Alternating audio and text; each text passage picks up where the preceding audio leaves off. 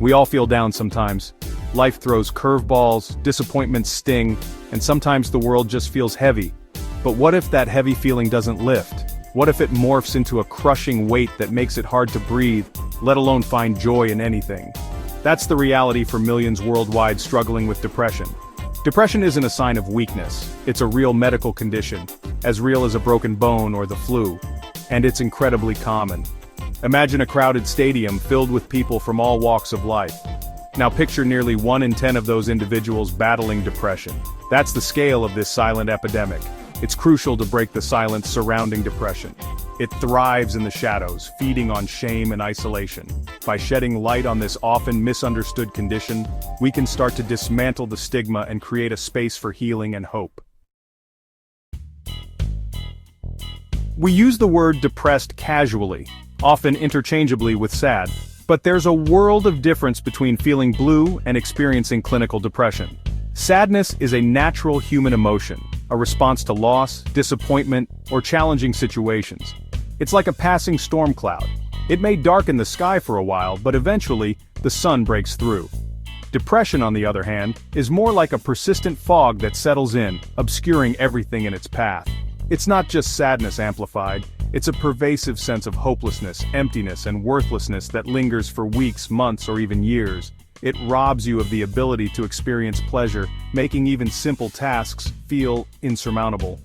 While sadness typically fades with time and support, depression requires professional intervention. It's not something you can simply snap out of any more than you can will away a broken leg. Recognizing the distinction between these two emotional states is the first step towards understanding the true nature of depression. Depression manifests differently in everyone, but there are some common telltale signs. Imagine for a moment that your mind is like a garden. Depression is like a creeping vine that slowly chokes the life out of once vibrant flowers. You might experience a persistent low mood, like a heavy weight dragging you down. The things you used to enjoy, your passions and hobbies, start to lose their luster. Your appetite and sleep patterns might change. You could find yourself eating excessively or barely eating at all, sleeping too much or struggling to get a wink of sleep. Feelings of worthlessness and guilt can take root, whispering insidious doubts in your ear. Your thoughts might race uncontrollably, or you might feel mentally sluggish and unable to concentrate.